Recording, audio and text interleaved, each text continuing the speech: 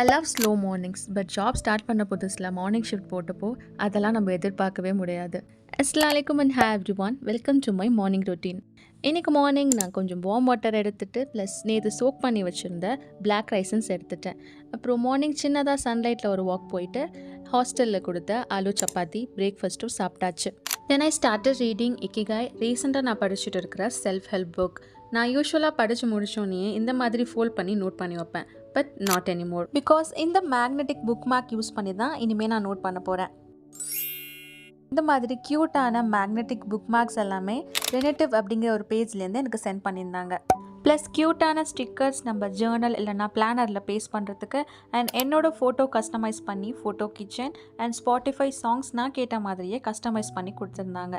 எல்லாமே பார்க்க அவ்வளோ ப்ரிட்டியாக இருந்துச்சு. ஃபைனலி என்னோட நேம் கஸ்டமைஸ் பண்ண ஒரு ஜுவல்லரி ஆர்கனைசர். இன்னும் நிறைய கலெக்ஷனுக்கு அவங்களோட பேஜ் செக் அவுட் பண்ணி பாருங்கள். பாய்.